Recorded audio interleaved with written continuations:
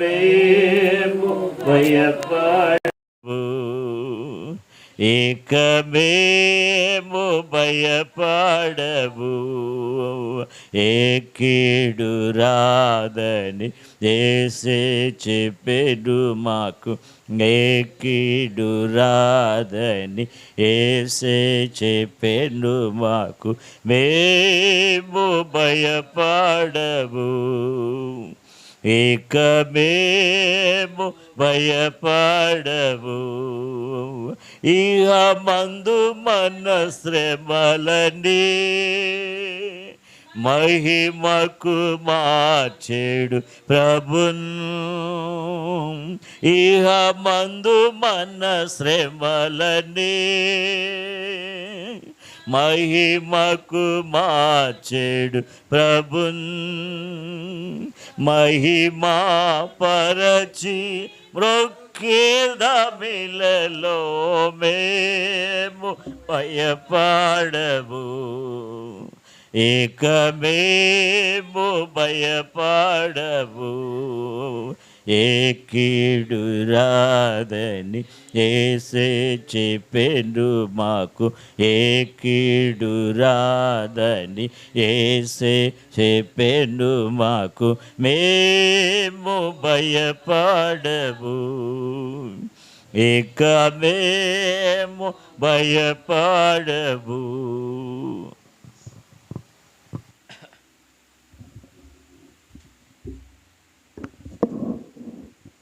రండి సమయంలో ప్రార్థన కొరకై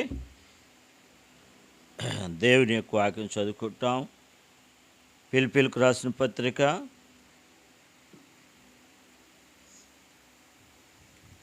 3వ అధ్యాయము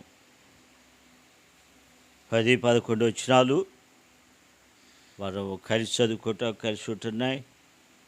ఏ విధము చేతనైనో మృతుల్లో నుండి నాకు పునరుద్ధానము కలగవలనని ఆయన మరణ విషయంలో సమాన అనుభవం గలవాడినై ఆయనను ఆయన పునరుద్ధాన బలమును ఎరుగు నిమిత్తం ఆయన శ్రమల్లో పాలువాడినగుట ఎట్టిదో ఎరుగు నిమిత్తం సమస్తమును నష్టపరుచుకొని వాటిని పెంటతో సమానముగా ఎంచుకొనుచున్నాను.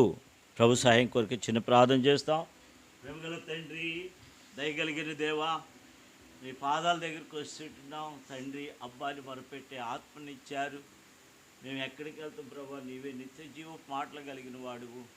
ప్రార్థన ఆలకించేవాడు సర్వ శరీరులు నీ వద్దకు వస్తారని, నీ శిక్ష వారి మీద పడినందున వారు విశేషంగా దీన ప్రార్థనలు చేస్తుంటున్నారు. కాబట్టి రాత్రి కాల సమయంలో ప్రార్థన కొరకు నీ పునరుద్ధాన బలమును కోరుకుంటున్నాం. ప్రార్థన చేయటానికి అదే మాకు కావాలి ప్రభా. నాకు మహాబలము కలిగిన నీ అన్న చెప్పినట్టుగా యెహోవా కొరకు ఎదురు చూసేవారు నూతన బలం పొందుతురని, నా కుమారుడు క్రీస్తు చేసినందుకు కృపచేత బలవంతుడు కమ్మని నాయన, మరి యెహోవా యందు మీరు ఆనందించట వల్ల బలం పొందుతురని మీ మాటలను ఆధారం చేసుకొని ప్రార్థన చేయటానికై మమ్మల్ని సిద్ధపరచమని యేసుక్రీస్తు వారి శక్తి పరిశుద్ధమైన నామమును బట్టి బలహీనైన నన్ను మీ శిరరక్తంతో కడిగి నీ యొక్క ఆత్మతో నింపి నీ పాత్రగా వాడుకోమని, మరోసారి మీ యొక్క వాక్యం వైపు మా దృష్టి మళ్లించమని, వాక్య వెలుగులో ప్రార్థన చేయడానికి నన్ను మమ్మల్ని సిద్ధపరచమని యేసు పరిశుద్ధ నామములో ప్రార్థించి వేడుకుంటున్నాం తండ్రి, ఆమేన్. ఇక్కడ రాయబడుతూ వచ్చింది అపోస్తలుడైన పౌలు యొక్క అనుభవం ఏంటంటే, ఆయనను ఆయన పునరుద్ధాన బలమును ఎరుగు నిమిత్తం. ఆయన పునరుద్ధాన బలము మనల్ని ఏం చేసిందంటే స్థిరంగా క్రీస్తులో ఉంచింది. స్థిరంగా మనం ప్రార్థన చేసేవారిగా ఉంటుంటాం, విసుగుగా ప్రార్థన చేసేవారిగా ఉంటుంటాం. పరిచర్య దేవునికి ఇష్టానుసారంగా, దేవుని చిత్తానుసారంగా చేసేవారి కూడా. అందుకని విస్తారమైన పరిచర్య, విస్తారమైన ప్రార్థన అపోస్తలుడైన పౌలు కలిగి ఉంటున్నాడు. కారణం ఏంటంట, మన పితరులైన వారు ఆ యొక్క పరిచర్యను చేసిన వారిగా, ప్రార్థన చేసిన వారిగా ఉంటున్నారు. బలము కలిగి, వాళ్ళు ఎలా కలిగి పరిచర్య చేశారట? బలము కలిగి. యెహోవా కొరకు ఎదురు చూసేవారు ఎలా ఉన్నారంట? నూతన ఎప్పటికప్పుడు వారి యొక్క జీవితాల్లో, వారి యొక్క దేహాల్లో, వారి యొక్క హృదయంలోనికి, వారి యొక్క ఆత్మలోకి ఏమొస్తుందంటే నూతనమైన బలం వస్తుంది. అందుకని హన్నా ఏమంటుందంటే నాకు మహాబలము కలిగిందంట, నాకు మహాబలము. అందుకని అపోస్తలుడైన పౌలు తిమోతికి రాస్తూ ఉంటున్నాడు, నా కుమారుడ క్రీస్తు యేసునందున్న కృపచేత బలవంతుడు కమ్ము. మనం చూసే వాళ్ళకి బలహీనులుగా ఉంటాం. మనం చూసే వాళ్ళకి ఎట్లా ఉంటామంట? బలహీనులుగా ఉంటాం. అందుకని అక్కడ 2 సమూయేలు రాసిన గ్రంథము 17వ అధ్యాయం 1వ వచనంలో రాయబడింది, వాళ్ళు శరీరంతో చూస్తుంటే వారు ఎలా ఉన్నారంటే బలహీనంగా ఉన్నారు. 2 సమూయేలు 17వ అధ్యాయం 1వ వచనం. దావీదు అలసట నుండి, దావీదు అలసట నుండి, అలసట అంటే ప్రయాణం చేశాడు. అలసట నుండి అంటే ప్రయాణం చేశాడు. కాళ్ళకు చెప్పులు కూడా లేకుండా ప్రయాణం చేస్తూ వచ్చాడు. ఒలీవల కొండ ఎక్కుచూ ఉంటున్నాడు. అలసట నొందాడు. అలసట నొంది ఎలాగున్నాడట? బలహీనంగా ఉన్నారు. ఎవరు చూస్తున్నారు ఆ బలహీనమైంది? అహీతోపెలకు అబ్షాలోము చూస్తూ ఉంటున్నారు. చూసినప్పుడు ఎట్లా ఉన్నాడట? బలహీనంగా ఉన్నాడు. హూషై అనే ఒక ఆయన ఉంటున్నాడు, దావీదు స్నేహితుడు. ఆయన చూస్తుంటే ఎట్లా కనపడ్డాడంటే 9-10 వచనాలు.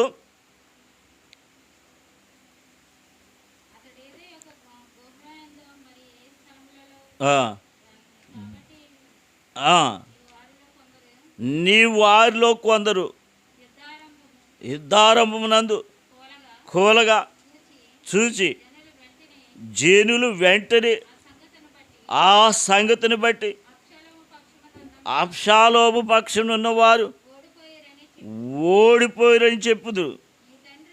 నీ తండ్రి మహాబలాఢ్యుడని.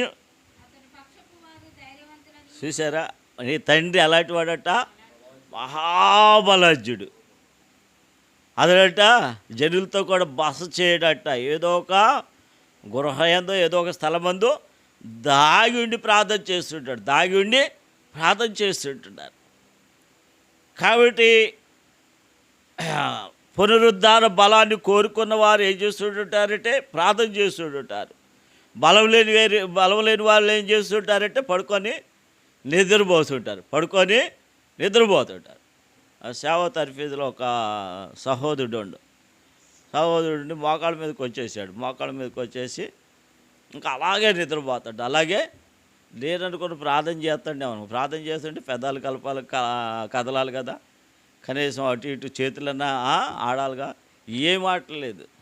దాదాపు 2 గంటలు పడుకోండు. ఏంటి బ్రదరు అంటే, మరి అంకులు ఎప్పుడు పిలితే అప్పుడు లేగాలి. రాత్రులు నిద్రపోను. అందుకనే పగలు ఇది నిద్రపోవటం. మళ్ళీ అక్కడ సాట్న కూర్చోండి అనమాట. అయితే పునరుద్ధాన బలం ఉంటే పగలు నిద్రపోము, పగలు నిద్రపోము, రాత్రులు నిద్రపోము. ఒక ఆయన అన్నాడు, నిద్ర వస్తే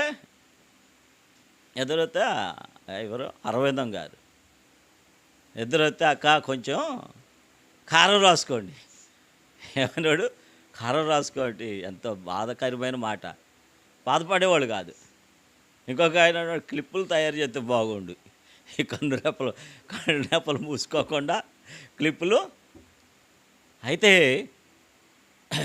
చూడండి, పునరుద్ధాన బలం ఉన్నోళ్ళు ఏం చేస్తుంటారంటే రాయబడుతూ వచ్చింది. ఆదికాండము 18వ అధ్యాయం 1వ వచనం. ఆదికాండము 18వ అధ్యాయము 1వ వచనము. ఆదికాండము 18వ అధ్యాయం 1వ వచనం. మరియు మామురే దగ్గరనున్న సింధూర వనములో అబ్రహాము ఎండవేళ గుడారపు ద్వారమందు కూర్చుని ఉన్నప్పుడు యెహోవా అతనికి కనబడిను.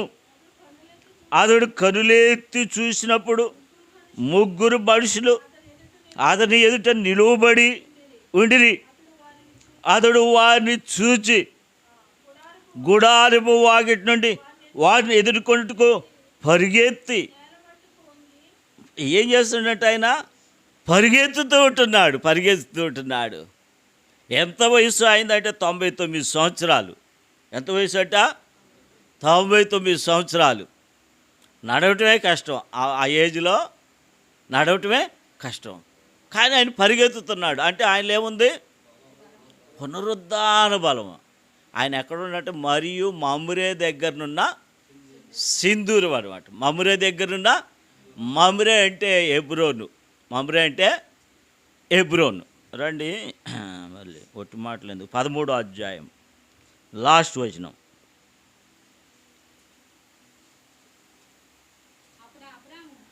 అప్పుడు అబ్రాము తన గుడారము తీసి హెబ్రోన్లోని మమ్రే దగ్గరనున్న అక్కడ యెహోవాకు బలిపీఠము కట్టెను. హెబ్రోన్లో ఉన్న మమ్రే. హెబ్రోన్లో ఉన్న మమ్రే.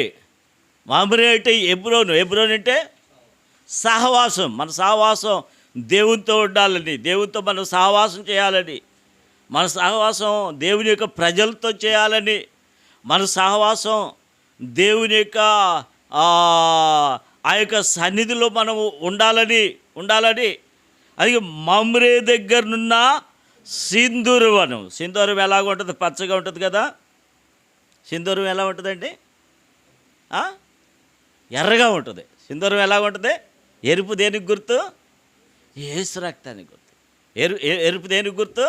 యేసు రక్తానికి గుర్తండి. అంటే చూడండి, యేసు రక్తం ప్రతి పాపము నుండి మనల్ని కడిగి పవిత్రులు.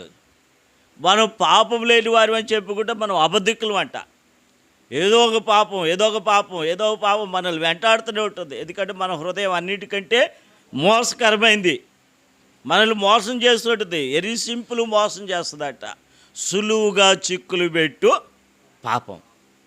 ఇప్పుడు అబ్రహాము ఆ యొక్క సింధూరు వనములో ఉంటున్నాడు. దేవుని యొక్క రక్తాన్ని గుర్తుగా ఉంటున్న ఆ సింధూరంతో ఆయన కడుక్కోవటానికి సిద్ధంగా ఉన్నాడు. ఆ సిద్ధపడి దేవునితో సహవాసం చేయాలి, దేవుని పరిచర్య చేయాలి. ఇప్పుడు అక్కడ దేవుడు యెహోవా అతనికి ప్రత్యక్షమైన. అందుకని మనం ఇప్పుడు ఏం చేసుకున్నామంట? ప్రభు యొక్క రక్తంతో కడుక్కున్నాం, మన హృదయాలనే కడుక్కుంటే ఎంత ఫ్రీగా ఉందంటే మనకి కదండి. వచ్చేటప్పుడు ఎంతో భారంగా వచ్చాం కదా, ఎంతో దిగులుగా వచ్చాం, ఎంతో కలవరం ఉంది కదా, ఎంతో బాధ ఉంది, వచ్చి ప్రార్థన చేయటం ఒప్పుకోలు ప్రార్థన చేయటం మనకి. మీకు ఎలా ఉందో కానీ నాకు మాత్రం చాలా సంతోషంగా, చాలా బాగా వచ్చేటప్పుడు చాలా బలహీనంగా వచ్చాం. వచ్చాక దేవుని సన్నిధిలో ఒప్పుకోలు ప్రార్థన ఎప్పుడైతే చేసామో, ప్రభు రక్తంతో ఎప్పుడైతే కడుక్కున్నామో మనకి బలం వచ్చేసింది. యెహోవా కొరకు ఎదురు చూసేవారు నూతన బలం పొందుదురు. అబ్రహాం పరిగెత్తుతున్నాడంటే సింధూర వనములో ఉన్నాడు, రక్తంతో కడుక్కున్నాడు, శుద్ధి చేసుకున్నాడు, హృదయం శుద్ధిగా ఉంది. హృదయ శుద్ధి గల వారు దేవుని చూస్తారట. ఎవరు పడితే వాళ్ళు చూడరు. ఎవరు చూస్తారట? హృదయ శుద్ధి గలవారు. అంటే శుద్ధి చేసుకున్నాడు. ఆయన హృదయాన్ని శుద్ధి చేసుకున్నాడు. కాబట్టి శుద్ధి చేసుకొని ఇప్పుడు దేవుని చూస్తుంటున్నాడు. దేవుడు కనబడ్డాడు. కొంతమంది కూర్చోబెడతారు, దేవుడు కనపడతాడు. ఏడితే దేవుడు కనపడతాడా? ఉపవాసం ఉండి దేవుడు కనపడతాడట. ఉపవాసం ఉండి దేవుడు కనపడతాడా? ఎలా కనపడతాడండి దేవుడు? హృదయం శుద్ధి. హృదయం ఏం కావాలట? శుద్ధి చేసుకోవాలి. హృదయము గబ్బితో వాసనతో కంపు కొడుతుంటుందట. హృదయం ఎట్లా ఉందట? గబ్బితో వాసనతో కంపు కొడుతుంటుంది. అలాంటి భయంకరమైన కంపు కొట్టే హృదయాన్ని ఏం చేసుకోవాలట? మనము యేసు రక్తం ప్రతి పాపం నుండి కడిగి శుద్ధి చేస్తుంది. దేన్ని? హృదయాన్ని శుద్ధి చేస్తుంది. ఏం చేస్తుంది? హృదయాన్ని శుద్ధి చేస్తుంది. లోపల ఏముంటున్నాయి అంటే మార్క్స్ సువార్త 7వ అధ్యాయము 21వ వచనము. మార్క్స్ సువార్త 7వ అధ్యాయము 21వ వచనము. లోపల నుండి అనగా మనుషుల హృదయములో నుండి దురాలోచనలు, జారత్వములను, దొంగతనములను, నరహత్యలను, వ్యభిచారములు, లోభములను, చెడుతనమును, కృత్రిమమును, కామ వికారమును, మత్సరమును, దేవదూషణయు, అహంభావమును, అవివేకమును వచ్చును. ఇవేంటంట? ఎక్కడున్నవి చెడ్డవి? లోపలే ఉన్నవండి. ఈ శరీరాన్ని ఇచ్చాడు కానీ దేవుడు ఒక మిర్రర్ అమర్చిండంటే ఒకళ్ళనొకళ్ళు మాట్లాడుకోండి. భార్యాభర్తలు అసలే మాట్లాడుకోరు. భార్యాభర్తలు అసలే మాట్లాడుకోరు. అందుకనే లోపల ఉన్నాయి. అంటే ఎక్కడున్నాయి? లోపల ఉన్నాయి. కాబట్టి ఈ లోపల ఉన్న వాటిని అబ్రహాము చేసుకున్నాడు. సింధూరు వనంలోనికి వచ్చాడు. మమ్రే దగ్గరనున్న దేవునితో స్నేహం చేయటానికి, సహవాసం చేయటానికి వచ్చి కడుక్కొని శుద్ధి చేసుకొని అలా చూస్తుంటే ఎవరు కనపడాడంటే యెహోవా అతనికి కనబడెను. దేవుడు అతనికి కనపడను. దేవుని యొక్క మనసులో ఉన్నది ఏదో చెప్పడానికి వచ్చాడు. దేవుడు వరకు రాడు మన దగ్గరికి. దేవుడు వరకునే మనతో మాట్లాడు. ఏదో ఒకటి ఉంటేనే దేవుడు మనతో మాట్లాడతాడు. ఏదో ఒకటి ఉంటేనే దేవుడు మనతో మాట్లాడతాడు. ఒక ఆయన ఉన్నాడు, ఆయన వాక్యం చదువుతాడంట. వాక్యం చదువుతుంటే, నా నిమిత్తం జనులు మిమ్మల్ని హింసించి నిందించి మీ మీద అబద్ధంగా చెడ్డ మాటలలా పలుకుతారు, అప్పుడు మీరు ధన్యులన్నీ చెప్పి అని వాళ్ళ కొడుకు వరుస అయ్యే ఆశీర్వాదం ఈరోజు దేవుడిట్టు మాట్లాడిండ్రా మత్తయి సువార్తలోని. ఏదో హింస ఉందిరా. సాయంత్రానికి వచ్చి పడ్డారట. భార్యని ఇష్టం వచ్చినట్టు కొట్టారట. ఈయన కనీసం అడ్డాను పోవాలిగా, ఎందుకు కొడుతున్నారని కూడా అడగలేదట. కాపాడాల్సింది ఎవరు? భర్తే. పోషించాల్సింది ఎవరు? భర్తే. ఎందుకు కొడుతున్నారని కూడా అడగలేదంటే దానికి ఇంకా ఎక్కులు పెట్టి ఎడుతుంది. సరే నేను వెళ్ళి, అమ్మా అది తప్పమ్మా, దేవుని రూపంలో ఉన్న వాళ్ళనే కొట్టడం అది తప్పు. కొట్టడం ఏంటండి?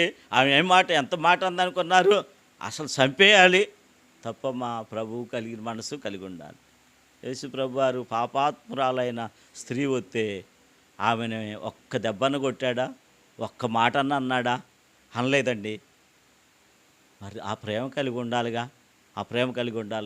ఆయన చెప్పటం ఏంటో అందరూ వెళ్ళిపోయారు. వెళ్ళిపోయి అప్పుడు అంటాడు, ఆహా ఇలా మాట్లాడవచ్చు అన్నా, మౌనంగా ఉండాలనుకుంటున్నా. మాట్లాడాలి కదా. అయితే ఆ రోజు వాక్యం ఏమైందంట? నెరవేరింది. ఆ రోజు వాక్యము నెరవేరింది. అయితే మన హృదయాన్ని శుద్ధి చేసుకోవాలి. మనం యెహోవా కొరకు ఎదురు చూడాలి. ఏదైనా, ఎంత కష్టమైనా, ఎన్ని బాధలైనా పరలోక రాజ్యం ఊరకనే వస్తుందండి. పరలోక రాజ్యము ఊరకనే వస్తుందా? దేని కొరకు మన ప్రయాణము? పరలోకం కొరకే. ఈ యాత్రికుడి ప్రయాణంలో ఆ యాత్రికుడు జాన్ బనేను ప్రయాణం చేస్తూ పైకి వెళ్ళిపోయాక ఏం మర్చిపోయిందంట? పుస్తకం మర్చిపోయి మళ్ళీ కిందకే వచ్చినట్టు వచ్చిండు. కిందకి సాతాను ఏం చేస్తుంది? అట్లాగే మనల్ని మర్చిపోతుంది. ఇది ఆత్మీయమైన ఖడ్గం. ఇది ఏమిటంట? 2 అంచులు కలిగిన వాడి గల ఖడ్గం. ఆ ఖడ్గాన్ని పట్టుకొని ఆత్మీయ ఖడ్గం పట్టుకొని మనము జయించాలి. ఇక మన యొక్క జీవితాల్లో ఆయన్ని చూడాలి. ఆయన్ని చూసే గొప్ప భాగ్యము కలిగి ఉండాలి. భక్సింగ్ గారు ప్రతిరోజు ఆయనతో మాట్లాడేవాడు, ప్రతిరోజు ఆయన్ని చూసేవాడు. ఏంటి మాట్లాడటం ఏంటి? చూడటం ఏంటి? ఆది యందు వాక్యం ఉండిను, వాక్యం దేవుని యొద్ద ఉండిను, వాక్యము దేవుడై ఉండిను. ఆయన వాక్యం లెగటం ఏంటో వాక్యాన్ని చూసేవాడట, లెగటం ఏంటో ప్రార్థన చేసేవాడట. ఆయనతో మాట్లాడటం, ప్రార్థన చేయటం, వాక్యాన్ని చదవటం అంటే ఆయన్ని చూడటం. ఆయన చూడాలి. మరి హృదయం శుద్ధి లేకపోతే మనం బైబిల్ చదవలేము. మరి మన పితరులైన వారు గంటలు మరి వాక్యాన్ని చదివారంటే వారి హృదయం ఎట్లా ఉండేదట? శుద్ధిగా ఉండేదట. వారి హృదయం ఎట్లా ఉండేది? ఒక సేవకుల మీట్లో నిలబడితే అన్యుల రాజు గురించి చెబుతాడు. పోనీ ఆడు విస్తారమైన భార్యలు చేసుకోండు, అలా చేసుకోకూడదు, ఆడు చేసుకొని నష్టపోయిందని చెప్పాలిగా, అది కూడా చెప్పట్లే. ఎందుకు నిలబెట్టారా బాబు ఈయన్ని అనుకున్నాను నేను. ఆయన తర్వాత ఇక సరి చేస్తాడు. వచ్చిన ఆయన పక్కన ఇంకొక ఆయన అంటాడు, ఎలాగా ఉండే వాళ్ళకి ఇంతమంది భార్యలు ఉండకూడదు, ఎలాగ ఉండేవారికి ఇలాంటి ఆశలు ఉండకూడదు అని ఈయన కొంచెం సరిచేసి చెబుతాడు. అసలు ఆయన ఎందుకు నిలబెట్టాలి, ఆయన్నే ఆ ముసలోడిని ఎందుకు నిలబెట్టాలి? వచ్చారు చాలామంది సేవకులు వచ్చారు, ఒక 60-70 మంది వచ్చారు, ఇంకా విశ్వాసులు కూడా వచ్చారు. మరి వాళ్ళకి సరిపోయే వాక్యం చెప్పాలి కదా, వాళ్ళకి సరిపోయేవా అంటే వాక్యం హృదయంలో లేకపోతే వాక్యం చెప్పలేరు. అందుకే వాక్యాన్ని నింపుకోవాలి. వాక్యాన్ని థియేటర్ గారు అనేవాళ్ళు, నేను ప్రతిరోజు 3 మెసేజ్లు ముందుగానే సిద్ధపడి ఉంటా, ముందుగానే దేవుడిని అడిగి సిద్ధపరచుకొని ఉంటా. రోజు చెప్పే వాక్యం కాకుండా ఎప్పటికప్పుడు 3 మెసేజ్లు రెడీగా ఉంటాయంట. రెడీగా ఎప్పుడు పడితే అప్పుడు మనం వాక్యం చెప్పేవారు కూడా. అందుకని అబ్రహాం పరిచర్య చేయడానికి రెడీగా ఉన్నాడు. పరిచర్య చేయడానికి ఆయనకి తెలుసా దేవుడు అతడని? ఎండలో కూర్చోండి అండి, తెలుసండి ఆయనకి తెలుసు, దేవుడు వస్తాడు, దేవుడు నన్ను కలుసుకుంటాడు, దేవునికి నేను పరిచర్య చేయాలి అని చెప్పేసి ఆయన తెలుసు. ఎదురు చూస్తుండే, ఎండలో కూర్చున్నాడట. ఎక్కడ? ఎండలో కూర్చున్నాడట. ఎండలో కూర్చొని వాళ్ళు రావటం ఏంటో వాళ్ళని చెట్టు కింద తీసుకెళ్ళి చెట్టు కింద కూర్చోబెట్టి లోపలికి వెళ్ళాడు. ఎక్కడికి వెళ్ళాడు? శారమ్మ దగ్గరికి వెళ్ళాడు. శారమ్మ దగ్గరికి వెళ్ళి ఏం చేశాడు?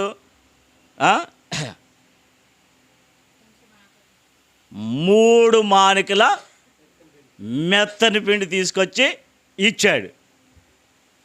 3 మానికల మెత్తని పిండి. ఎన్ని కేజీలు? మానిక వచ్చి 2 కేజీలు అండి. మనుగంటే 10 కేజీలు, అడ్డడంటే 4 కేజీలు, మానికంటే 2 కేజీలు. అంతే కదమ్మా. అడ్డడంటే 2 మానికలు కదా, అడ్డడంటే 2 మానికలు, మానికంటే 2 కేజీలు. అడ్డడంటే 4 కేజీలు అమ్మ, 2 మానికలు. అడ్డడంటే 2 మానికలు అమ్మ, 2 మానికలు. సరే ఈ ప్రాంతంలో ఎట్లా ఉంటుందేమో కానీ 2 మానికలు. మానిక వచ్చి 2 కేజీలు. 3 మానికలు అంటే ఎన్ని కేజీలు? 6 కేజీలు. 6 కేజీలు మెత్తని పిండి తీసుకొచ్చి, అమ్మా శారబ్బా ఈ రొట్టెలు చేయమ్మా అంటే, ఇవ్వండి చేస్తానివ్వండి అని తీసుకుంది. మనమైతే ఈ ముసలోడికి బాగానే పిచ్చి పట్టింది, ఈ ముసలోడికి బాగానే పిచ్చి పట్టింది, ఈ వయసులో ఏంటి వచ్చింది ఎవరంట? మాండు తినేవాళ్ళు 3 వచ్చారు. వచ్చిన వాళ్ళు ఎంతమంది? 3 కానీ ఒక్కొక్కళ్ళే 2 కేజీలు తినేవాళ్ళు. ఓ సేవకుడికి పందెం వేశారట, నాటుకోడి ఒకటి కేజీ బియ్యం అన్నం తినాలని, రైస్ అన్నం తినాలని 500 పందెం కట్టారు. 500 పందెం కట్టారు. నాటుకోడి మాంసం అది ఎంత కేజీయో కేజీన్నర కానీ వండారు, తీసుకొచ్చారు. మంచి సువాసన వస్తుందంట, అక్కడ పెట్టారు. కేజీ రైస్ తీసుకొచ్చి అక్కడ పెట్టారు. తిని బొక్కలతో సహా నవిలి పులుసుతో సహా తినేసి వేవో వంటలు వేసి చేయి కడుక్కుంటాడంట. తినోళ్ళు ఉంటారు, ఉంటారు. వెనకటోళ్ళు మరి బాగా తినేవాళ్ళు, బాగా పనిచేసేవాళ్ళు. ఇప్పుడు 1 ఇడ్లీ అంట. ఎంత? 1 ఇడ్లీ అంట, లేకుంటే 2 ఇడ్లీ. 1 2 ఏం బలం ఉంటుందండి? ఏం సేవ చేస్తారు? అయితే అబ్రహాం ఎందుకు తీసుకొచ్చాడు?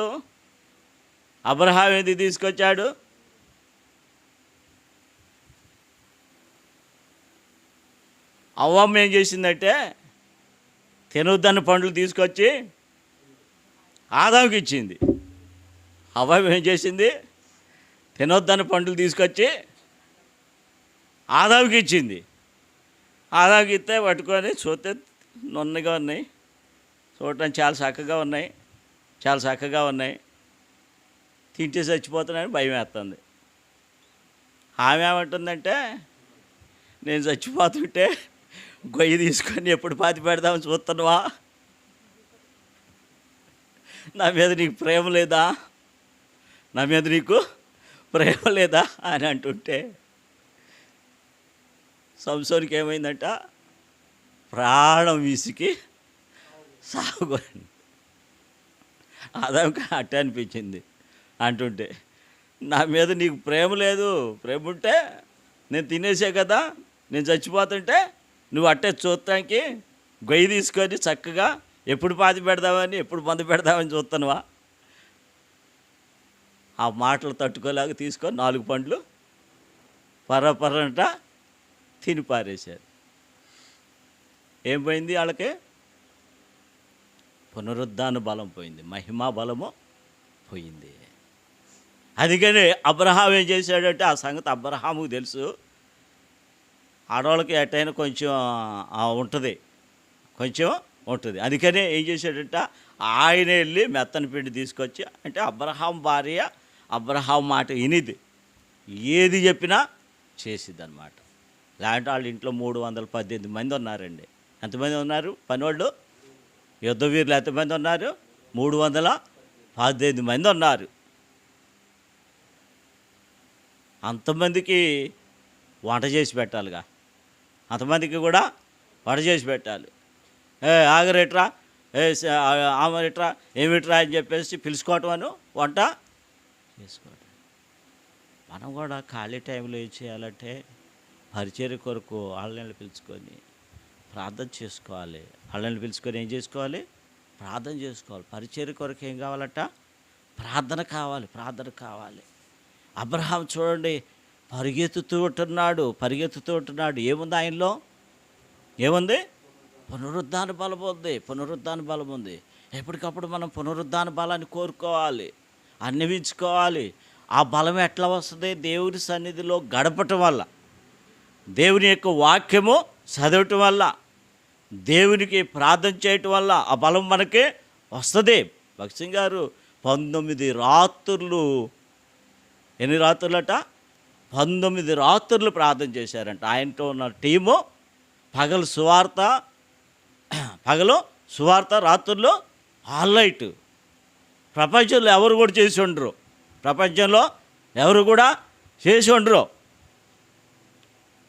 19 రాత్రులు ఏకదీటిగా. మరి ఒక రోజు ఆగి, మనమైతే 2 రోజులు 3 రోజులు మనకి గ్యాప్ వస్తుంది. వాళ్ళకి ఏంటంటే గ్యాప్ అనేది లేదు. అందుకని వాళ్ళు అంత స్ట్రాంగ్గా ఉండి, ఎవరట మన దగ్గరికి అప్పాజీ గారు అల్లుడా ఎవరో వచ్చారు కదా, అప్పాజీ గారు అంటే ఎబ్రోన్ స్థలం ఇచ్చిన ఆయన, కడపలోని సువార్త చేస్తుంటే స్టార్ట్ ఇమీడియట్లీ అని భగత్ సింగ్ గారికి మెసేజ్ వచ్చిందట, టెలిగ్రాము వచ్చిందట. అప్పాజీ గారు ప్రభు దగ్గరికి వెళ్ళిపోయారని. రాత్రికి రాత్రే 11 గంటలకే అక్కడికి వెళ్ళి సమాధి కార్యక్రమం చూసుకొని 6:30కి వచ్చేసరికి వీళ్ళు ఇంకా నిద్రపోతూనే ఉన్నారు. 6:30కే వచ్చేసి సేవకులు ఇంకా నిద్రపోతున్నారు. ఆయన చెప్పి వెళ్ళాడు, 6:30కి మీరు సువార్త స్టార్ట్ చేయండి అంటే.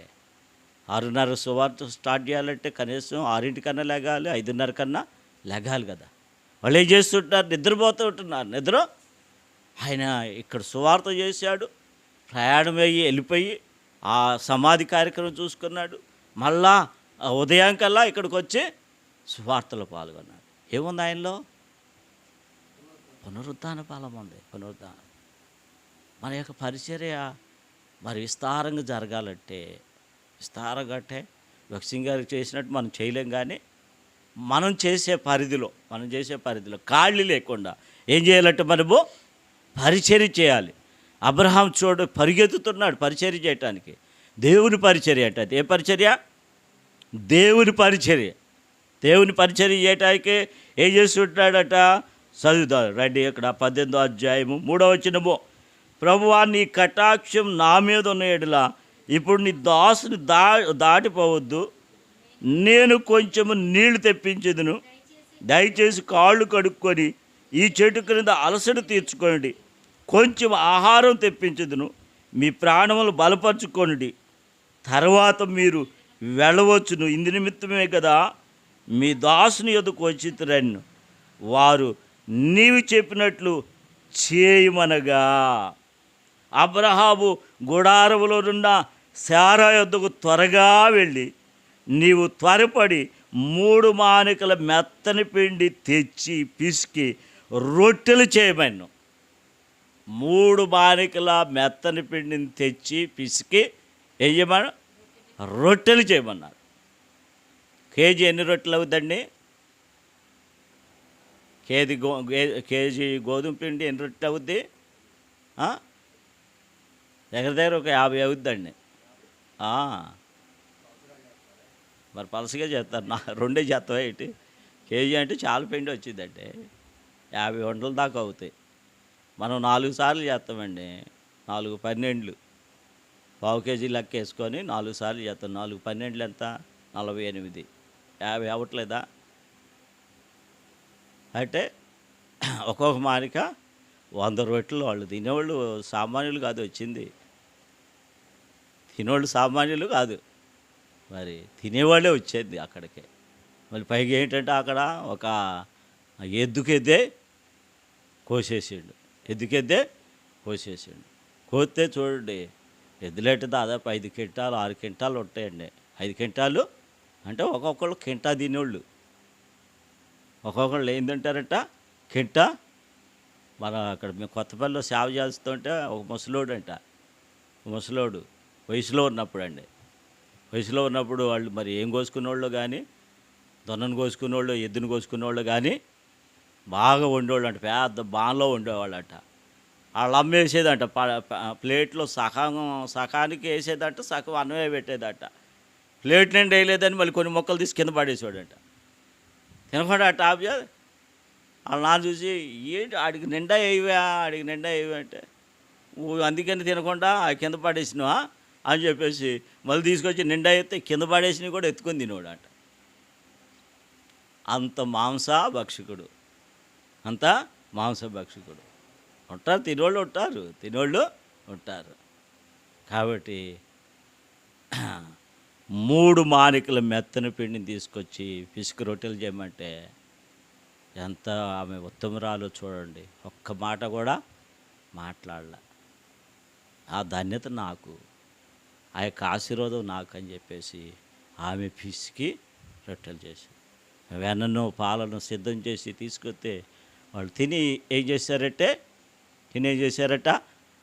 ఆశీర్వదించారు. ఆశీర్వదించారు. వాళ్ళు తిన్నందుకేం శాపం వచ్చింది. ఎవరు తిన్నందుకే? ఆదాము అవ్వలు తిన్నందుకు ఏమొచ్చింది? వాళ్ళకి శాపం వచ్చింది. ఇక్కడ వీళ్ళు తిని ఏం చేశారంటే వీళ్ళని ఆశీర్వదించి చూడండి. వీళ్ళు తిని ఆశీర్వదించి వెళ్ళారు. అందుకని ఆశీర్వాదం పొందిన వాళ్ళు ఏం చేస్తారట? దేవుని మందిరంలో అట్లాగే నిలిచొట్టారు. అబ్రహాం ఏం చేసిండట? రండి 18వ అధ్యాయము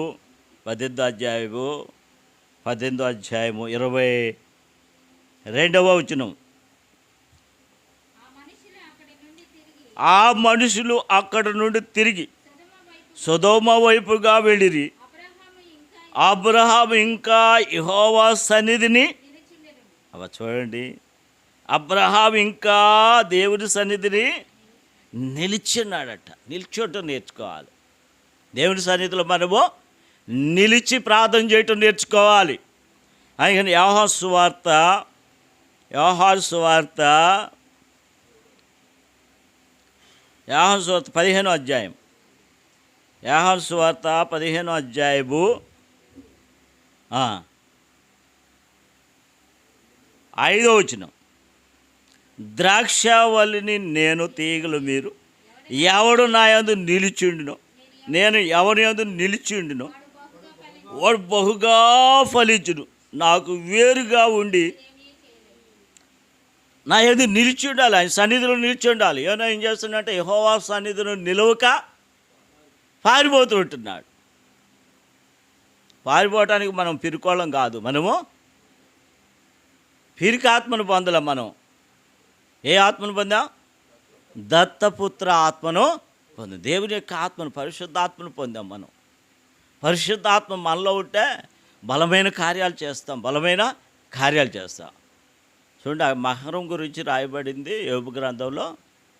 అదంట సముద్రాన్ని చూసి నవ్విద్దంట. సముద్రాన్ని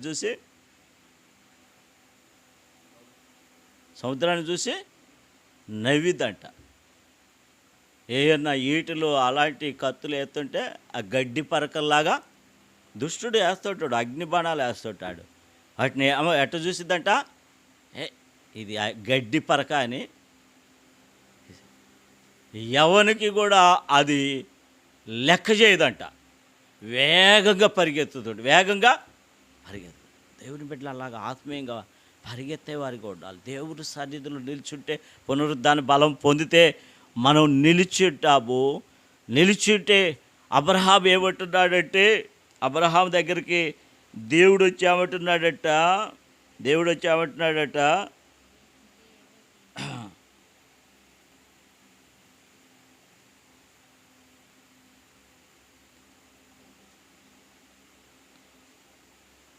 17-18 వచనాలు.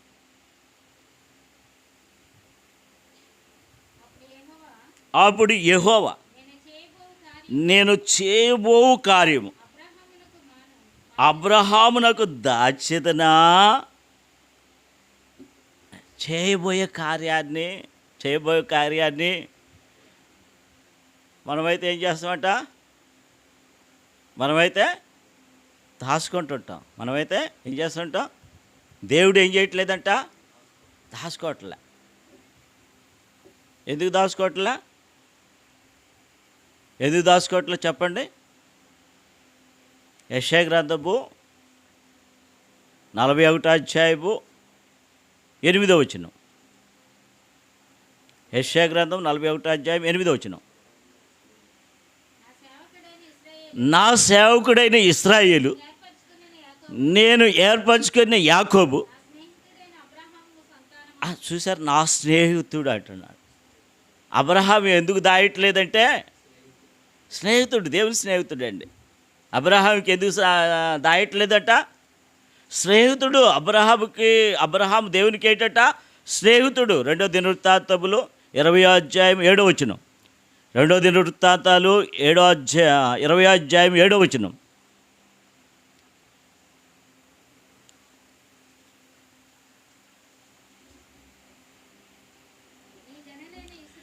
నీ జనులైన ఇశ్రాయేలు ఎదుటి నుండి ఈ దేశపు కాపురస్తులను తోలివేసి నీ స్నేహితుడైన అబ్రహాము. చూసారా, నీ స్నేహితుడైన అబ్రహాము. అందుకనే నేను చేయబోయే కార్యము అబ్రహామునకు దాచెదనా. నేను చేయబోయే కార్యం ఎందుకు ఆయన చెప్పాలని దేవునికి హృదయము తగతగలాడుతుంది. దేవుడు ఆశపడుతున్నాడంటే ఎందుకో? అబ్రహాము దేవుని యొక్క స్నేహితుడు. యాకోబు రాసిన పత్రిక 2వ అధ్యాయము 23వ వచనం. యాకోబు రాసిన పత్రిక 2వ అధ్యాయం 23వ వచనం. కాబట్టి అబ్రహాము దేవుడిని నమ్మెను, అది అతనికి నీతిగా ఎంచబడెను అను లేఖనం నెరవేర్చబడిను, మరియు దేవుని స్నేహితుడని. చూసారా, మరియు దేవుని స్నేహితుడు అంటే దేవుడు చెప్పినట్టు చేశాడు. దేవుని చిత్తం చేశాడు. దేవుని చిత్తానుసారం జీవించటము నేర్చుకున్నాడు. అందుకనే అబ్రహాము దేవుని నమ్మెను, అది అతనికి నీతిగా ఎంచబడును, మరియు దేవుని స్నేహితుడు అంట. అందుకని దేవుడు నేను చేయబోయే కార్యాన్ని అబ్రహామునకు దాచెదనా. మనకు దాస్తున్నాడంటే చెప్పండి, మనం దేవుని స్నేహితులుగా ఉండాలంటే యోహాను రాసిన సువార్త 15వ అధ్యాయం 14వ వచనం. యోహాను రాసిన సువార్త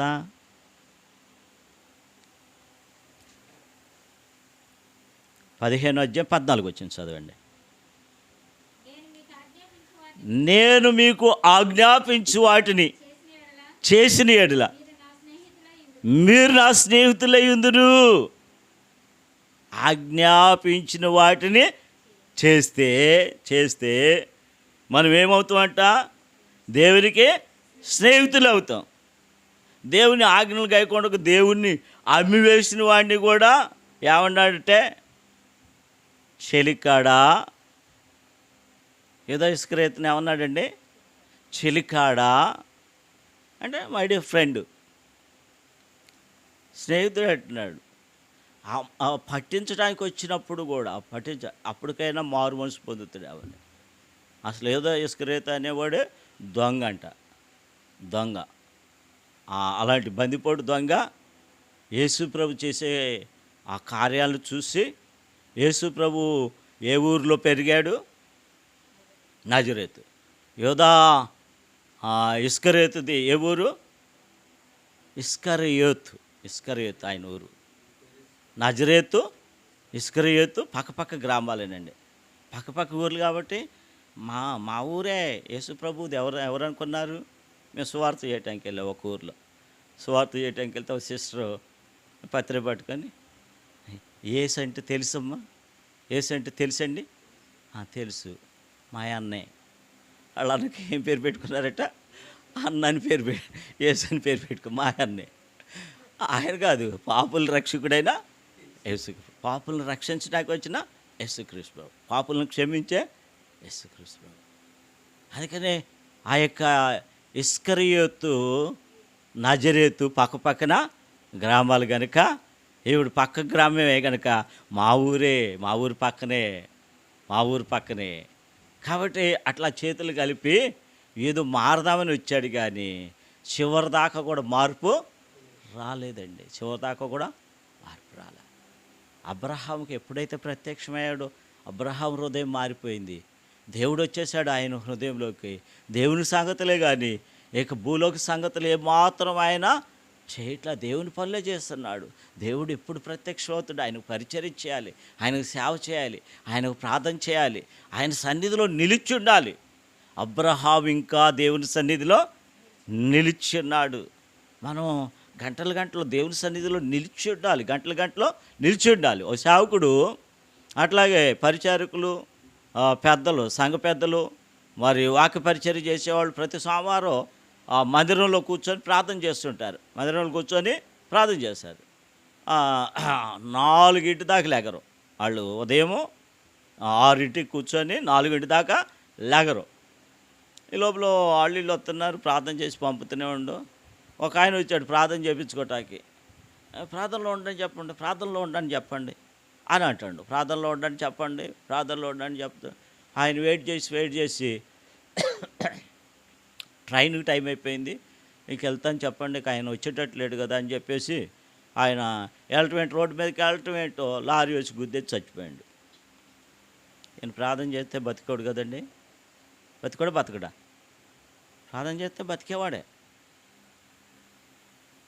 అందరికీ ప్రార్థన చేసి పంపిస్తూనే ఉండు. అందరికీ ప్రార్థన చేసి ఆయన దగ్గరికి వచ్చేసరికి ప్రార్థనలో ఉండని చెప్పండి, అంకుల్ ప్రార్థనలో ఉండని చెప్పండి. ఎందుకు అలాగ చేయాలి? ప్రార్థన చేసినట్టయితే ఆయన నిజంగా తప్పించుకున్నాడు మరణం నుంచి. మరణం తప్పించుట ప్రభు అయిన యెహోవా వశము. అలాగ సువార్త చేయటానికి వచ్చి వాళ్ళు సువార్త చేసిన సంతోషంలో అక్కడ చెరువు ఉంటే చెరువులో దూకిండు. చెరువులో దూకితే దూకడం ఏంటో స్ట్రోక్ వచ్చిందండి. దూకడం ఏంటి ఏమొచ్చింది? హార్ట్ స్ట్రోక్ వచ్చింది. ఎవరికైనా వచ్చింది, మామూలుగా వచ్చింది, దూకిన వచ్చింది. దూకడం ఏంటో వచ్చింది. చచ్చిపోయి లేచిండు. చచ్చిపోయి శవమై పైకి వచ్చాడు. పాపం చేసి వచ్చారు. వాళ్ళు సువార్త చేసే ముందు ప్రార్థన చేయాలిగా, ఆల్ నైట్ పెట్టాలిగా, ఉపవాస ప్రార్థన పెట్టాలి కదండి. ఇవి పెడితే వచ్చిన వాళ్ళకి కీడు సంభవించదు, మరణమో సంభవించదు.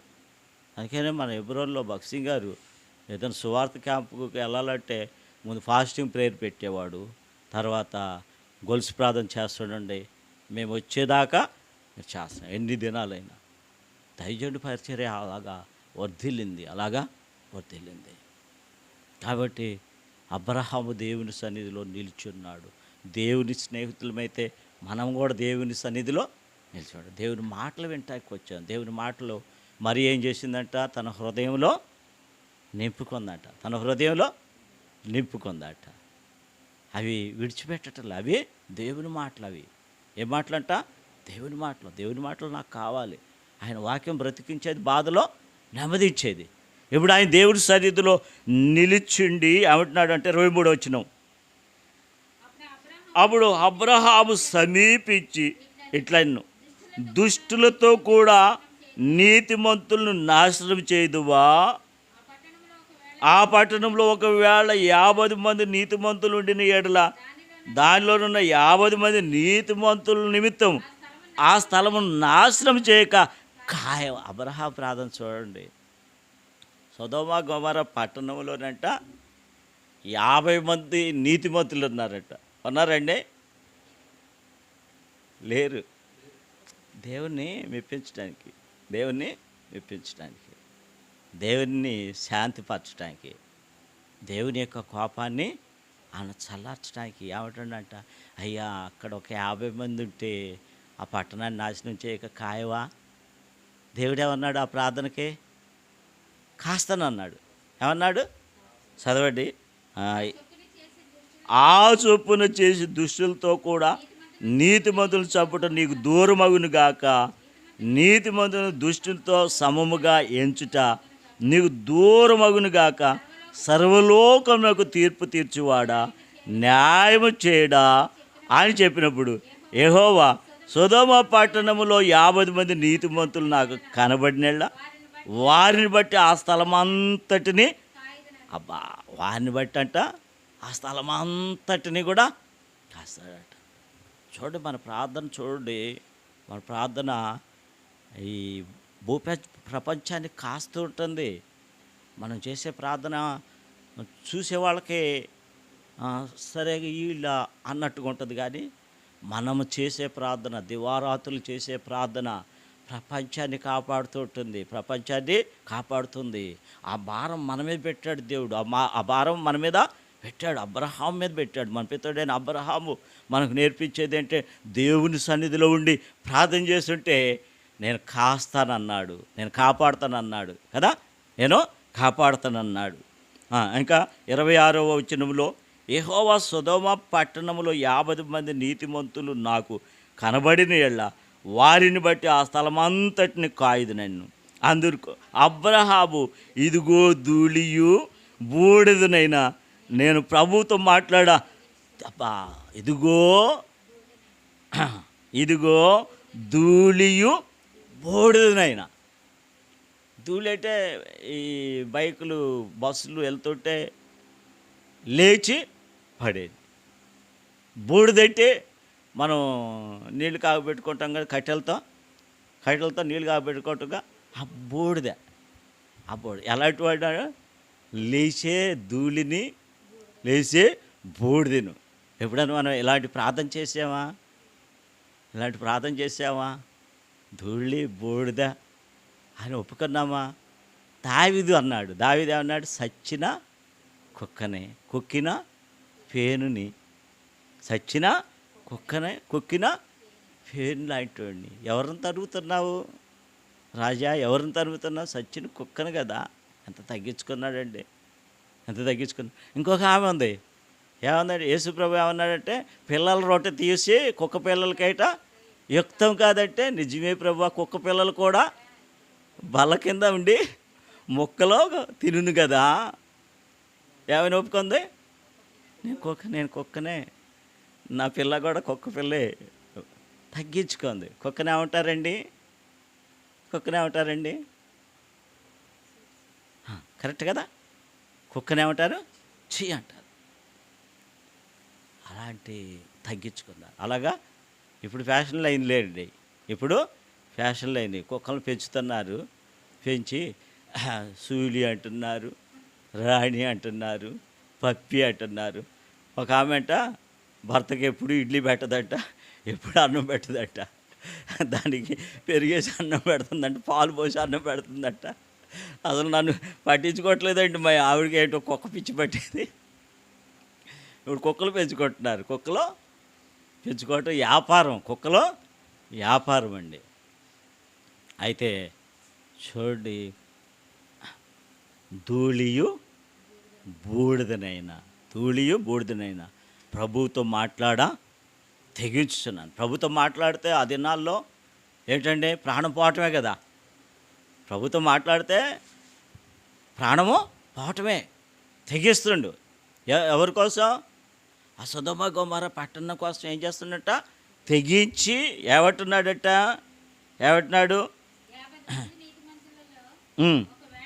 ఒకవేళ 5 తక్కువైనందున ఆ పట్టణమంతయు నాశనం చేయుదువా అని మరలా అడిగను. అందుకైనా అక్కడ 45 నాకు కనబడిన ఎడల నాశనము చేయను. అక్కడ 45 కనబడితే నేను దాన్ని నాశనం చేయను. నాశనము చూడండి, ఆయన ప్రార్థన చూడండి.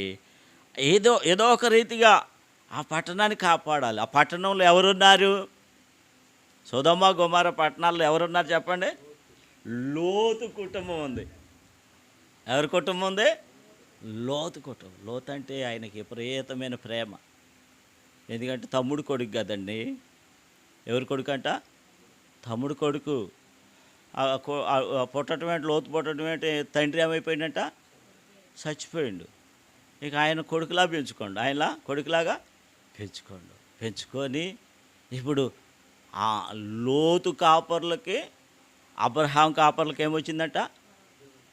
వైరం వచ్చిందట, గొడవ వచ్చిందట. గొడవ వస్తే, అయ్యా నీకు నాకు ఎందుకులే కుమారుడా, నేను ఎందుకు పోట్లాడుకోవటం, నువ్వేమో అటు వెళ్తావా, వెళ్ళు, నువ్వు అటు వెళ్తా నేను ఇటు వెళ్తా, లేకపోతే నువ్వు ఇటు వెళ్తావా, వెళ్ళు, నేను అటు వెళ్తా.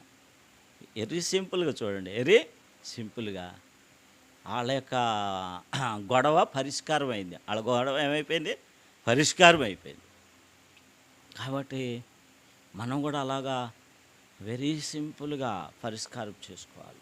అబ్రహాం యొక్క జీవితంలో ఆ యొక్క లోతు కుటుంబం కొరకు ఎంత ప్రార్థన చేస్తున్నాడు, దేవుని ఎంత బతిమలాడుతున్నాడు. ఇంకా చదవండి, అక్కడ 40 మంది.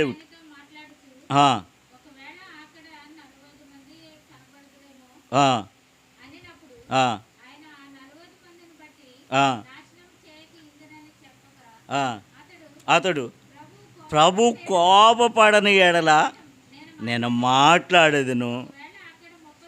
ఒకవేళ అక్కడ 30 మందియే కనబడుదురేమో అన్నప్పుడు ఆయన అక్కడ 30 మంది నాకు కనబడిన నాశనం చేయను.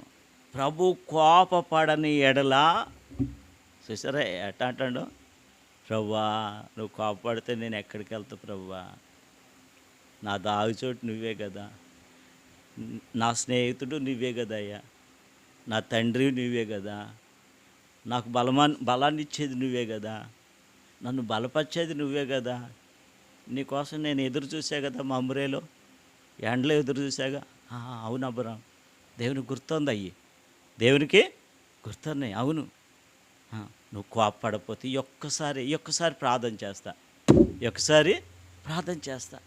ఒక్కసారి నా మనవి ఆలకించు, నా మనవి ఆలకించు. 30 మంది అన్నాడు, తర్వాత 20 మంది అన్నారు, తర్వాత లాస్ట్కి ఎంతమంది? 10 మంది. ఎంతమంది? 10 మంది. కరెక్ట్ 10 మంది ఉన్నారు. ఎవరెవరు చెప్పండి? లోతు 2 కొడుకులు, 2 కోడళ్ళు. లోతు 2 కూతుర్లు ప్రదానం చేయబడిన ఆ అల్లుళ్ళు ఉన్నారు. ఆ అల్లుళ్ళ దగ్గరికి వెళ్ళి, లేండి ఈ స్థలాన్ని దేవుడు నాశనం చేస్తున్నాడు, మనం పారిపోదాం రండి అంటే, ఎగతాళి చేయవాడు వలె అన్నాడు. ఇక అసలు కొడుకులు వాళ్ళ మాటే వింటలే, తండ్రి మాటే వింటలే. లోతు భార్య. లోతు మొత్తం ఎంతమంది?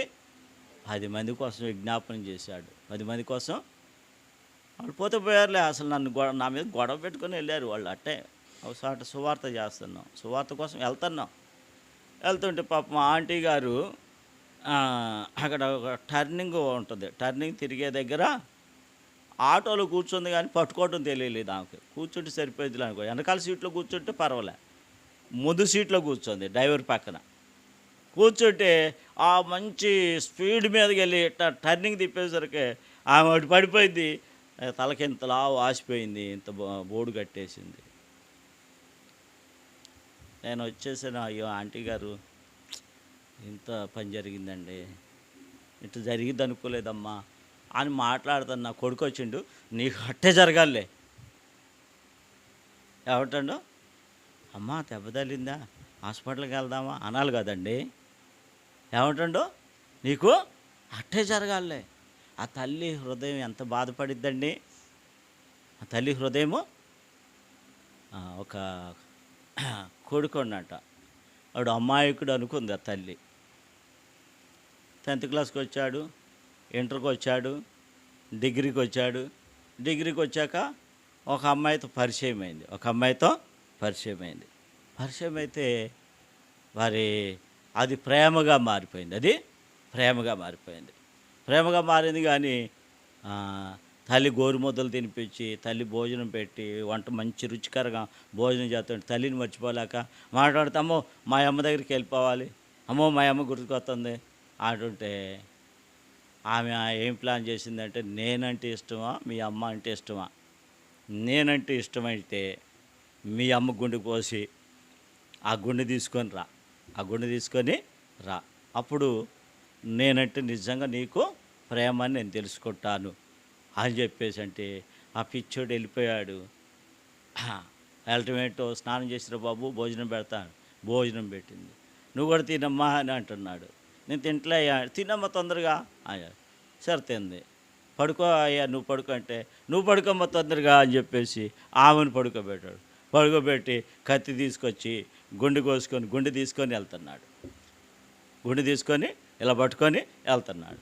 వెళ్తుంటే రైలు పట్టాల దగ్గరికి వచ్చేసరికి పట్టా తగిలి కింద పడిపోయాడు. ఆ గుండె అందంట, దెబ్బ తగిలిందా బాబు?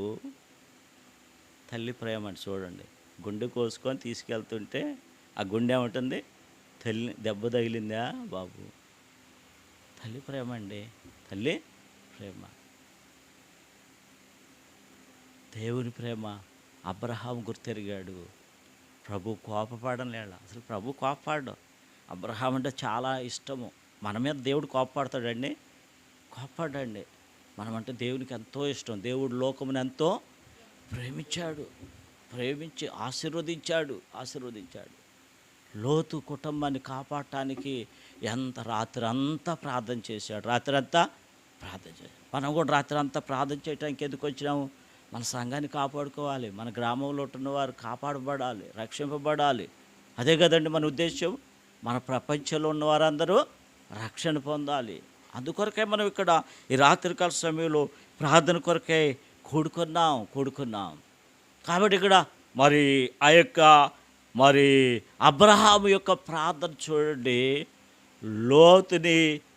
లోతు యొక్క పిల్లల్ని బయటికి రప్పించింది. కాలి బూడిద అవ్వాల్సిన వారు అయితే దేవుడు ఒక షరతు పెట్టాడు, మీరు వెనక్కి తిరిగి చూడొద్దు అన్నాడు. వెనక్కి తిరిగి చూడదు. సొదొమ గొమొర్రాలంట వెండి బంగారు పట్టు వస్త్రాలతో నింపబడిందంట. అయితే లోకం అది ఏంటంటే, అది లోకంలో ఉన్న వాటినైనా ప్రేమింపకుడంటే, లోతు భార్య ఏం చేసిందంట? ఆమె పేరు కూడా లేదండి. ఏబు భార్యకి కొంతమంది భార్యలకు పేర్లు లేవు, కొంతమంది భార్యలకే పేర్లు లేవు. లోతు భార్యకి వెనక నుండి చూసి ఉప్పు స్తంభం అయిపోయిందంట. ఉప్పు స్తంభము చూడొద్దని చెప్పాడు. కాబట్టి చేయొద్దన్న పనులే చేస్తుంటారు, చేయొద్దు అన్న దాన్నే చేస్తుంటారు. కానీ అబ్రహాం అన్నాడు, నేను చేసే కార్యము అబ్రహామునకు దాచేదను. నా స్నేహితుడికి నేను దాయను. మనకు ఎవరైనా ప్రాణ స్నేహితులు ఉంటే వాళ్ళకి ఉన్నవన్నీ కూడా మనతో చెప్పుకోవటానికి వస్తుంటారు. మనకు చెప్పుకున్నాక వాళ్ళకి హృదయ భారం అంతా తీరిపోయింది. మనం సహాయం చేసినా చేయకపోయినా వాళ్ళు చెప్పుకుంటే అదే తృప్తి వాళ్ళకి. దేవునికి మనం కూడా అనేకమైన విషయాలు చెప్పుకోవాలి. దేవుని యొక్క హృదయంలో ఏంటంటే ప్రపంచమంతా మారుమనసు పొందాలి. ప్రపంచమంతా మారుమనసు పొందాలి. మారుమనసు పొందాలంటే ప్రార్థన చేయాలి. అబ్రహాంలాగా ప్రార్థన చేసేవారు కావాలి. అబ్రహాంలాగా ప్రార్థన చేసేవారు. అబ్రహాం ప్రార్థన చేస్తుంటే శారా ఏం చేసిందట? ఎంతసేపు ముసలోడ ప్రార్థన చేసేది అని అందండి. అలా పోయిన ఆవులాగా తీసుకొచ్చి ఏమైనా పండ్లు ఇచ్చిందా? ఏమీ ఇలా. దేవుని బలాన్ని పొందుతున్నాడు, దేవుని పునరుద్ధానాన్ని బలాన్ని పొందుతున్నాడు, దేవుని పరిచర్య చేశాడు. అదే నాకు సంతోషము, అదే నాకు దీవెన అనుకుంది. ఆయనతో సహకరించింది, ఆయనతో సహకారిగా ఉంది. కాబట్టి ఈ రాత్రికాల సమయంలో మనం ప్రార్థన చేయటానికి దేవుడు మనతో సహకారిగా ఉన్నాడు. మనం ఎలాగో ప్రార్థన చేయాలో తెలియదండి. ప్రభువా ప్రభువా ప్రభువా అంటుంటాం, స్తోత్రం అంటుంటాం. ఎందుకంటే భారం ఉంటే ప్రభువా మా పట్టణాన్ని కాపాడు, నా కుటుంబాన్ని కాపాడు, నా పిల్లల్ని కాపాడు, నా భర్తను కాపాడు, నా తల్లిదండ్రులను కాపాడు, నా అన్నలు నా అక్కలను కాపాడు, నా స్నేహితులను కాపాడు, నేనున్న గ్రామంలో ఉంటున్నవారు మారుమనసు పొందేటట్టు సహాయం చేయంటాం. ఈ హృదయం నిండకపోతే, దేవుని యొక్క పునరుద్ధాన బలంతో నిండకపోతే ఇక ప్రభువా ఒక ఆయన పెళ్లి చేసుకోండి అంట. మన ఎబ్రోని ఆయనే ఎవరిని పెంతుకొస్తే అమ్మాయిని చేసుకోండి అంట. మనం ఇప్పుడు కుటుంబ ప్రార్థన చేసుకుందామమ్మా అని చెప్పేస్తే ఆమె లేచిందట, స్తోత్రం. అమ్మో, ఇది ఇలాంటి భార్య నాకు ఇచ్చిండేంటి దేవా చెప్పిండట. అది కాదమ్మా కుటుంబ ప్రార్థన అంటే. వాక్యం చదువుకోవాలి, వాక్య ప్రకారం ప్రార్థన చేయాలి. ఎందంట ఆమె ఎందంట. కొంతమంది ఎనరో, నీకు తెలుసా నాకు తెలుసా అంటుంటారు. ఆమె చెప్పిండు, నిదానంగా చెప్పిండు, అర్థమయ్యేటట్టు చెప్పిండు. కాబట్టి రాత్రికాల సమయంలో మనం ప్రార్థన చేయాలి. మనం ఎలా ప్రార్థన చేయాలో మనకు తెలియదండి. రోమీయులకు రాసిన పత్రిక 8వ అధ్యాయము 26వ వచనము.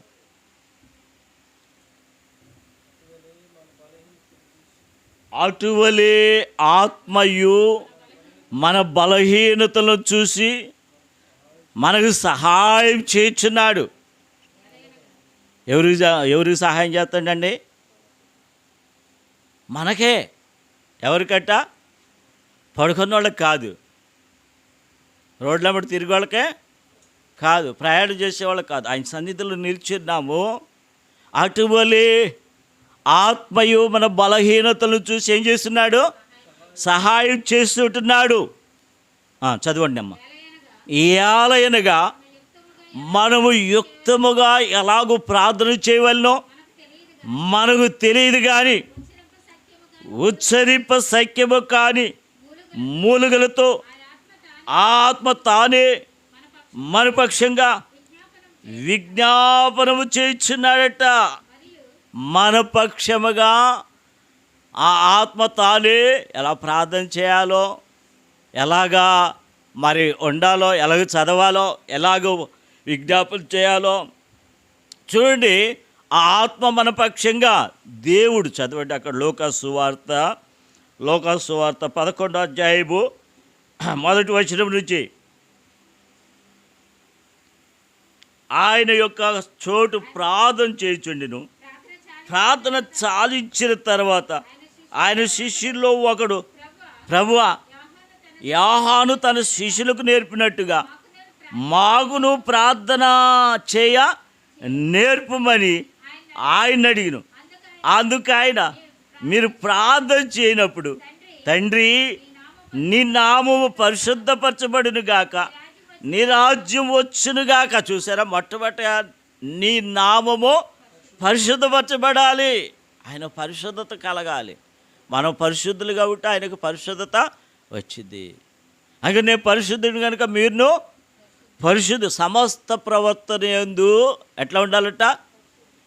చూడు, ఆయన మాటలు, అబ్రహాం మాటలు ఎక్కడ కూడా మరి అపవిత్రత కనపట్టలేదండి. ఎక్కడ కూడా కనపట్ల. ధూళి బూడిద అంటున్నాడు. ప్రభువా, కోపాడిన ఎళ్ళ, ప్రభువా నీ కటాక్షం నా మీద ఉన్న ఎళ్ళ అంటున్నాడు. చూడు ఎంత ప్రార్థన. సమయోచితమైన ప్రార్థన చేసాడు, దేవుని ఇష్టానుసారమైన ప్రార్థన చేసాడు. ప్రభువు చూడండి ఇప్పుడు శిష్యులకు నేర్పిస్తున్నాడు ఏమని, నీ నామము పరిశుద్ధపరచబడును గాక, నీ రాజ్యము. ఎవరైతే పరిశుద్ధపరచుకుంటారో వాళ్ళే దేవుని యొక్క రాజ్యంలో ప్రవేశిస్తారు, వారే దేవుని యొక్క రాజ్యంలో ప్రవేశిస్తారు. దేని కొరకంటే ఈ ప్రార్థనలో ఇప్పుడు ప్రభు వస్తే మనం ఏం చేయబడతాము? ఎత్తబడతామండి. ప్రభు వస్తే మనం ఏం చేయబడతాం? ఎత్తబడతాం. అందుకని ఆ గడి అయినను ఆ దినమైన మీకు తెలియదు కనుక మెలకుగా ఉండి ప్రార్థన చేయాలి, మెలకుగా ఉండి ప్రార్థన చేయాలి. ఒక ఆయన మా మందిరంలో వచ్చి పడుకున్నాడు. పాప ఆయనకి ఏం తోసగా ఏం పని చేసేవాడు కాదు. అన్నం చేసేసరికి ఆమె దాదాపు 9:10 అయ్యింది. 9:10 అయ్యింది. ఏమని పిలుతుండేది? ఓ నిద్ర, ఓ నిద్ర అని పిలిచేది. ఏమండి వెంకయ్య గారు అని పిలవచ్చుగా భర్తని. తర్వాత ఓ బువ్వా, ఓ బువ్వా అని పిలిచేది. అదేటమ్మా ఆంటీ గారు అలా పిలుతున్నా, అటు పిలిస్తేనే లెగుతుడండి పాస్టర్ గారండి అనేది. మళ్ళీ అటు పిలిస్తేనే నిద్ర వస్తుంది, నిద్ర వస్తుంది. బలహీనులకి నిద్ర. మీలో ఉన్నవాడు లోకంలో ఉన్నవాడికంటే మనలో ఆ గొప్పవాడు, పునరుద్ధాన దేవుడు, పునరుద్ధాన శక్తి కలిగిన దేవుడు.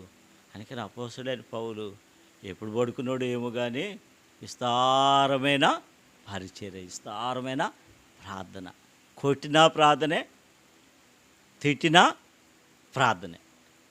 తిడితే టేక్ తీసుకునేవాడంట, లైట్గా తీసుకునేవాడంట. మనల్ని ఎవరైనా తిట్టారంటే ఇక వారం రోజులు ఏడుతూనే ఉంటాం, వారం రోజులు ఏడుతూనే ఉంటాం.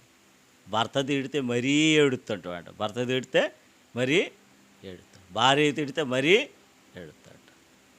కానీ అబ్రహాం చూడండి, ఆయన యొక్క ప్రార్థన ఎంత మరి దేవుని చిత్తానుసారంగా అడుగుతుంటున్నాడు, దేవుని చిత్తానుసారంగా అడుగుతుంటున్నాడు. ఆకాశము నుండి అగ్ని దిగి వస్తుంటే ఒక కుటుంబాన్ని రక్షించాడు. మనం కూడా అగ్నిలో నుండి లాగినట్టు లాగాలంట, కొందరినైనా కరుణించాలంట. యోధపత్రిక 23వ ఉంది. అగ్నిలో నుండి లాగినట్టు కొందరినైనా మనం ఏం చేయాలంట? రక్షించాలంటే భారం ఉంటే ఏం చేస్తామంట? ప్రార్థన చేస్తాం. భారం లేకపోతే ఏం చేయమంట? ప్రార్థన. ఎక్కువ ప్రార్థనలో ఎక్కువ శక్తి అన్నాడు, తక్కువ ప్రార్థనలో తక్కువ శక్తి. అందుకే ఎక్కువగా మనం భారంతో చేయాలట. ప్రార్థన ఎట్లా చేయాలట? భారంతో చేయాలట. చిన్న ప్రార్థనే చేశాడు ఎలీషా. ఏం చేశాడు? యెహోవా వీడు చూసినట్టు వీడి కనులను తెరమన్నాడు. తెరితే అగ్ని, గుర్రము, పర్వతములు, రథములతో చూస్తూ. చిన్న ప్రార్థనే కదా, దీర్ఘ ప్రార్థన ఏం చేయాలి, చిన్న ప్రార్థనే చేశాడు. దాంగా నీవు నీ రాజ్యంలోకి వచ్చినప్పుడు నన్ను జ్ఞాపకం. చిన్న ప్రార్థనే, అయితే భారంతో విశ్వాసంతో ప్రార్థన. మన ప్రార్థన కూడా అలాగుండి దేవుని ప్రార్థన చేసేటట్టు దేవుడు మనకి సహాయం చేయను గాక. పాడుతుండగా మనకి టీ వస్తుంది. మరి టీ తాగాక మరి తల ఒక అర్ధగంట సేపు ప్రార్థన చేయాలి. ప్రార్థన అంటే 2 నిమిషాలు 4 నిమిషాలు కాదు, కనీసం 20 నిమిషాలన్నా ప్రార్థన చేయాలి. అరగంట టైం పెట్టుకోండి. అరగంట తక్కువ చేస్తే ఊకునేదే లేదు. భారంగా ఒక చిన్న పాట పాడతాం.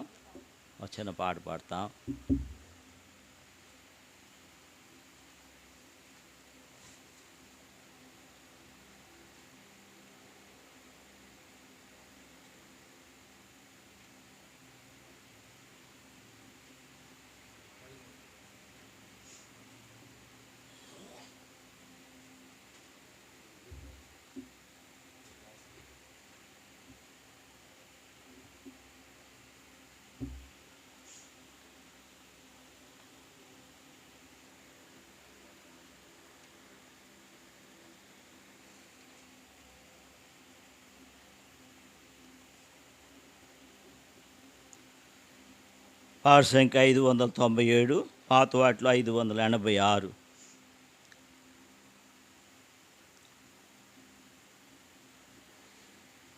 దేవా నీ సన్నిధిలో నిలచి దీనులమై మొరపెట్టుచున్నాము, దీనులమై మొరపెట్టుచున్నాము. అపరాధులగు నీదు ప్రజల నెపములన్నీయు బాపి, అపరాధులగు నీదు ప్రజల నెపములన్నీయు బాపి, కృపలుండగు యేసు ప్రభువా, కృపను చూపి రక్షించుమయ్యా. కృపాలుండగు యేసు ప్రభువా, కృపను చూపి రక్షించుమయ్యా. దేవా నీ సన్నిధిలో నిలచి దీనులమై మొరపెట్టుచున్నాము, దీనులమై మొరపెట్టుచున్నాము. చేసియున్నాము నేరములెన్నో, చేసిన మేలులను మరచి, చేసియున్నాము నేరములెన్నో, చేసిన మేలులను మరచి, మోసములలో బడియున్నాము. యేసు ప్రభు జయము నీము. మోసములలో బడియున్నాము. యేసు ప్రభు జయము నీము. దేవా నీ సన్నిధిలో నిలచి దీనులమై మొరపెట్టుచున్నాము, దీనులమై మొరపెట్టుచున్నాము. లోకపు మర్యాదలకు లొంగి లోకుల మాటలను వినియు, లోకపు మర్యాదలకు లొంగి లోకుల మాటలను వినియు, నీ కట్టడలను మరచితిమి. కట్టుము మమ్ము నీ వాక్యము చేయ, నీ కట్టడలను మరచితిమి. కట్టుము మమ్ము నీ వాక్యము చేయ. దేవా నీ సన్నిధిలో నిలచి దీనులమై మొరపెట్టుచున్నాము, దీనులమై మొరపెట్టుచున్నాము. నీ స్వార్థులగు నీదు ప్రజల ప్రామాణికులను, నీ స్వార్థులగు నీ దాసులను విశ్వాస ప్రామాణికులను శాశ్వతమైన ప్రేమతో నింపు.